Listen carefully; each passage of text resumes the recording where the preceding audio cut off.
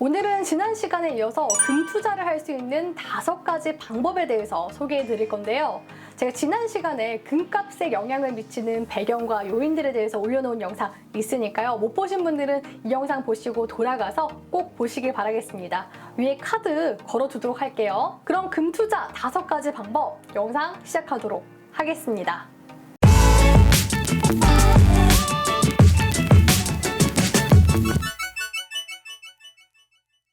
먼저 금 투자 시 주의사항부터 말씀드리고 가도록 하겠습니다. 금은 투자 자산으로서 치명적인 약점이 하나가 있는데요. 바로 이자와 배당이 없다는 점입니다.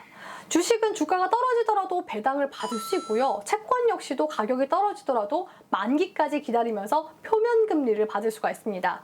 하지만 금은요, 가격이 떨어지더라도 가격 하락을 방어할 수가 없습니다. 그럼에도 불구하고 주쌤이 지난 시간에 금은 희소성이 있기 때문에 장시간 가지고 있으면 안전자산으로서 가치가 있다고 말씀드린 거 기억나시죠? 그러면 금 투자는 어떻게 해야 하는지 지금부터 함께 살펴보도록 하겠습니다. 금 투자 방법은 크게 2가지로 나뉘게 됩니다. 직접 투자와 간접 투자. 직접 투자는 금 현물을 사는 방법인데요. 말 그대로 종로에 있는 금은방 같은 데 가서 금을 사면 되는 거죠.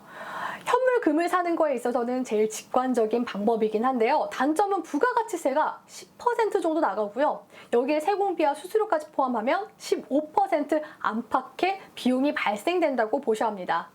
은행이나 증권사에 가서 골드바를 살 때도 마찬가지로 비용이 발생하게 되는데요. 부가가치세 10%에 수수료 5%가 붙으니까 결국 현물 금을 사시더라도 시세 차익을 보시려면 금 가격이 15% 이상 올라야지만 이익을 볼 수 있다는 겁니다. 직접 투자 2번째 방법은 골드뱅킹을 이용하는 건데요. 골드뱅킹은 금통장이라고도 부르고요. 은행에 가서 골드뱅킹 계좌를 개설해서 거기에 금을 1g씩 사서 담는 방식입니다. 어떻게 보면 현물 금을 사는 것보다 간편한 방법임에도 불구하고 메리트가 그리 크진 않은데요. 금을 사고 팔 때마다 수수료가 1%씩 나가고요. 골드뱅킹 계좌로 차익을 보게 됐을 때 15.4%의 배당소득세가 붙습니다.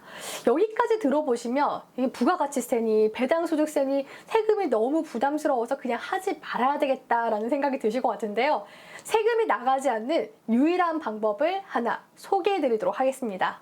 바로 한국거래소 금시장에서 매매하는 방법인데요. 한국거래소 금시장을 이용하면 유일하게 매매 차익에 대해서 비과세를 합니다. 아니 왜 금시장에만 이런 특혜를 주냐고요? 그 이유는 지하 경제를 양성화시키기 위함인데요. 실물금을 거래할 때 현금으로만 거래를 하면 세금에 안 잡히게 되겠죠. 이러한 이유로 세금 탈세를 방지하기 위해서 금시장을 만들어 비과세 혜택을 주게 된 겁니다. 금시장에서는 주식 거래를 하듯이 금을 1g 단위로 매매할 수 있는데요. 금 100g이 모이면 부가가치세 10%를 내고 실물 금으로도 인출을 하실 수가 있습니다. 그리고 증권사마다 금거래 수수료가 각각 다른데요. 미래에셋은 매매 수수료가 가장 낮은 대신에 보관 수수료가 나가고요. NH투자증권과 유한타증권은 보관 수수료가 없고 매매 수수료도 낮은 편이라 장기적으로 볼 때는 이 2개 증권사가 메리트가 있어 보입니다.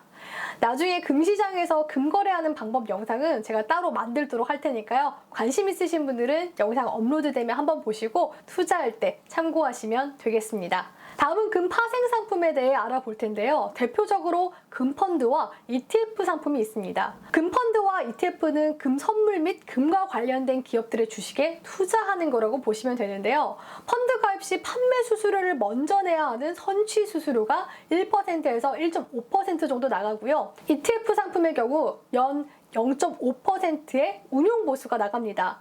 여기서 금 선물의 경우에는 연 5회 정도 롤오버 비용과 함께 환 노출에 대한 위험도 있어서 달러 약세 시 환율 변동성에 대한 위험도 존재합니다.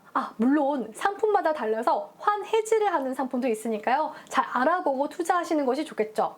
그리고 금펀드와 금 ETF 모두 매매 차익에 대해서 배당소득세 15.4%가 나가는데요. 실물 인출 역시도 불가능하기 때문에 앞서 말씀드린 금시장에서 거래하는 방법보다는 매력도가 좀 떨어진다고 볼 수가 있겠습니다. 그리고 여기서 꿀팁을 한 가지 드리자면요. 퇴직연금이나 IRP 계좌로 투자할 경우에는요. 세액공제가 최대 700만 원까지 된다는 거. IRP 계좌는 파생상품에는 투자를 할 수가 없기 때문에 금선물 ETF는 투자가 안 되고요. 금현물 ETF 상품에만 투자가 되니까 이 점 참고하시면 좋을 것 같습니다. 마지막으로 금에 투자하는 5번째 방법은요. 금과 관련된 주식에 투자를 하는 겁니다. 국내 주식으로는 고려아연, 엘컴텍, IT센, 한컴위드, BH, 정산애강 등이 있는데요. 각 기업에 대한 영상은 제가 나중에 따로 영상 제작하도록 하겠습니다. 금 투자하는 방법 5가지 너무 많아서 헷갈린다고요? 주쌤이 권장하고 싶은 투자는 금시장을 통해 투자하라고 권장드리고 싶은데요.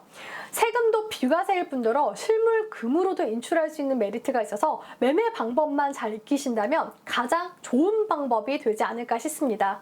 다음 영상에서는 한국거래소 금시장에서 금을 매매하는 방법을 간단하게 소개해 드리도록 할 테니까요. 다음 영상도 기대해 주시라는 말씀 드리면서 오늘의 강의 마치도록 하겠습니다.